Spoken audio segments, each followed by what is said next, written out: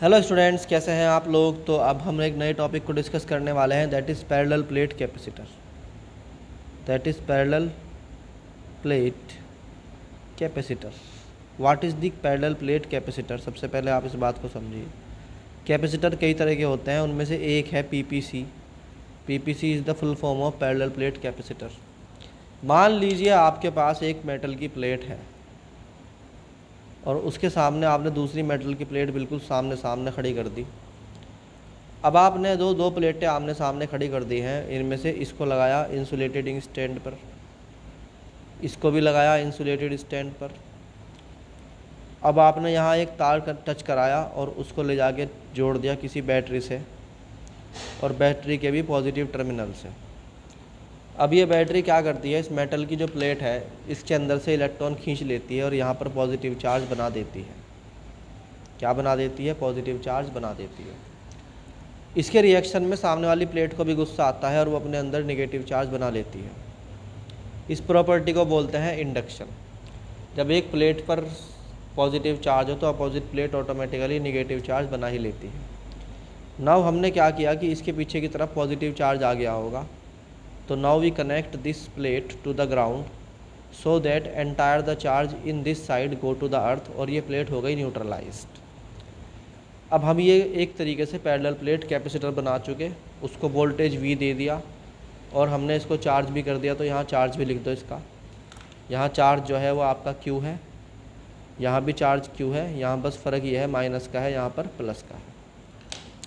Now what happens is that कि जब आपने इतना सारा काम कर लिया तो अब कुछ डेरिवेशन भी कर लो। तो आपने कहा जी पोटेंशियल V अप्लाई किया और डिस्टेंस बिटवीन द प्लेट्स मान लिया हमने D है। क्या मान लिया? Distance between the plate D है और area of the plate is A same है, एक दूसरे के बिल्कुल सामने रखे हुए हैं।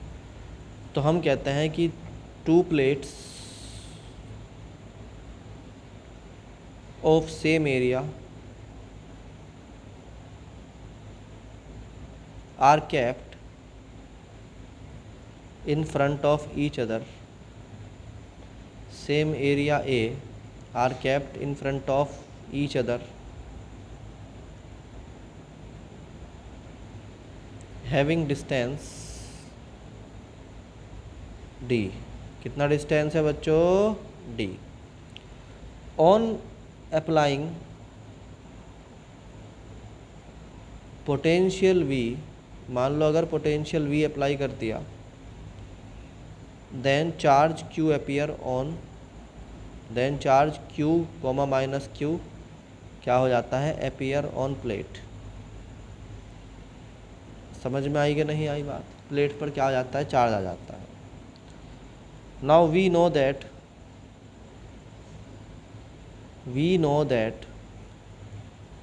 हम क्या जानते हैं?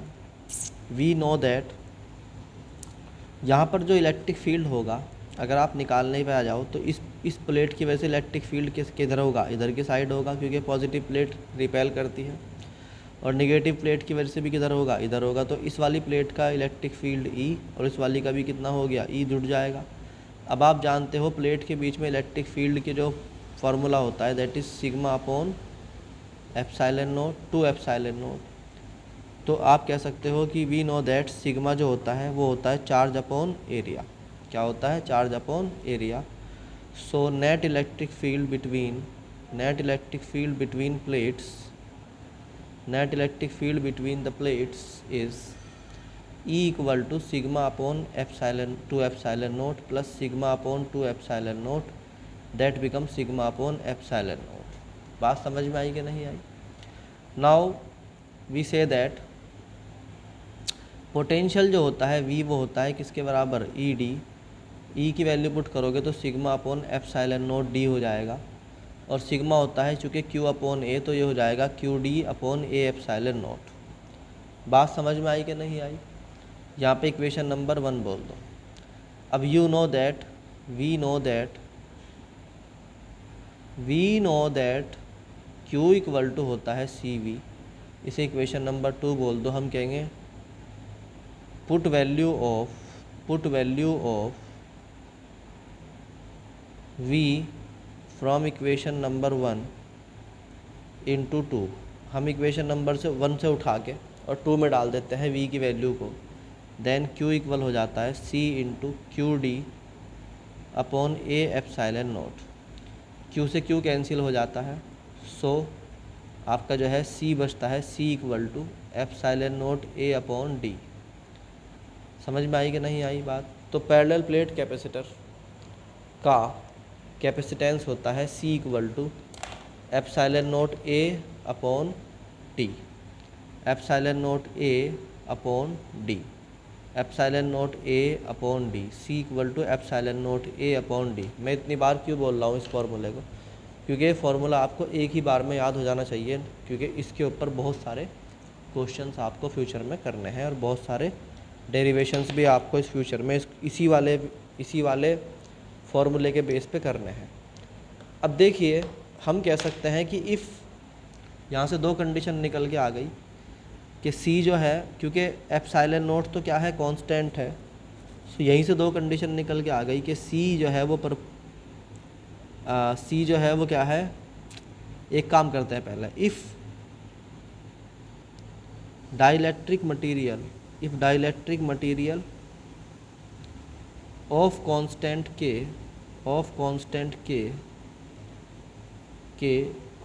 K इज फिल्ड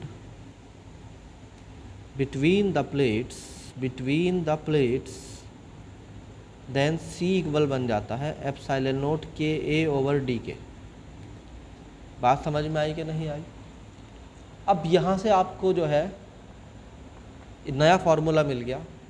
तो अगर आप इसको बोल दो कि जब ये के डाइलेक्ट्रिक कांस्टेंट का मटेरियल हमने डाल दिया तो क्या बन गया, सी के बन गया, कैपेसिटेंस को सी के बोल दिया, और जब ये नहीं था तो हमने इसको सी नोट बोल दिया।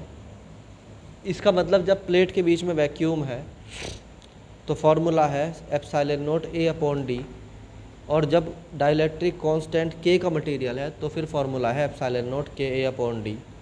Now if you divide these two formula then you get C K over C not equal to के।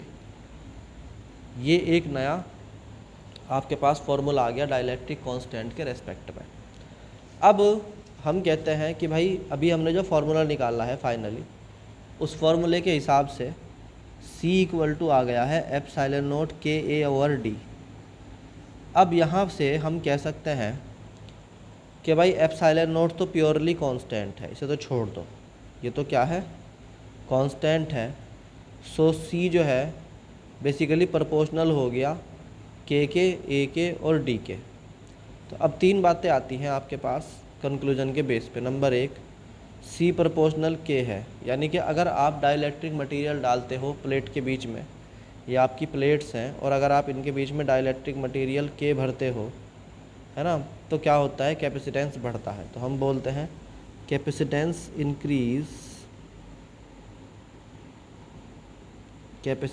इंक्रीजेस ऑन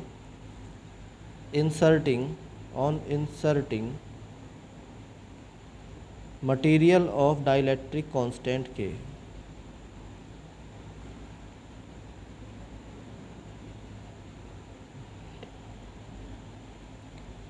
बात समझ में आई कि नहीं आई? दूसरी बात, या डाइलेक्ट्रिक कांस्टेंट भी लिख सकते हो, के की ज़रूरत नहीं है यहाँ पे। दूसरी बात वो है, मैंने आपको बताया था जितना ज़्यादा आपके पास एरिया होगा उतना ज़्यादा चार्ज को आने के चांस बढ़ेंगे। So if you increase the area then you get the more charge, and if you get the more charge then you get the more capacitance. So you can say that C proportional है A के। So if area of plates क्या होता है, increases बढ़ जाता है, then क्या होता है, then capacitance also increases, यानी कैपेसिटेंस बढ़ जाता है। तीसरी बात जो कि C इन्वर्सली प्रोपोर्शनल है D के। इन्वर्सली प्रोपोर्शनल का मतलब है कि मान लीजिए आपके पास एक कैपेसिटेंस ये वाला है, इसमें जो डिस्टेंस है वो D1 है, इसी कैपेसिटर की आपने डिस्टेंस बढ़ा के D2 कर दी, तो आप कहोगे as D increase then C decrease. तो यहाँ पर कैपेसिटेंस अगर C2 है, यहाँ पर C1 है, देन कौन सी ज़्यादा होगी, C1 will be greater than C2, क्योंकि डिस्टेंस ज़्यादा होगी तो कैपेसिटेंस ऑटोमेटिकली कम होगा। तो हम कह सकते हैं कि कैपेसिटेंस इज इनवर्सली प्रोपोर्शनल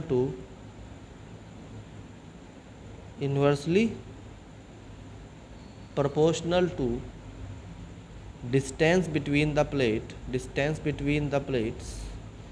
इसकी वजह एक ये भी है कि भाई यहाँ पर जो बेसिकली चार्जिंग होती है ना, वो इंडक्शन की वजह से होती है, यानी कि एक प्लेट पे आप चार्ज देते हो, दूसरे प्लेट पर उठे चार्ज को आना होता है। जितना डिस्टेंस बढ़ेगा उतनी दिक्कत ज़्यादा होगी चार्ज को अपीयर होने में। दैट्स वाई जितनी डिस्टेंस बढ़ाओगे उतना ही कैपेसिटेंस कम होता चला जाएगा। तो बच्चों ये था आपका पैरेलल प्लेट कैपेसिटर। अब पैरेलल प्लेट कैपेसिटर से आगे चलते हैं और थोड़ा टॉपिक को बढ़ाते हैं।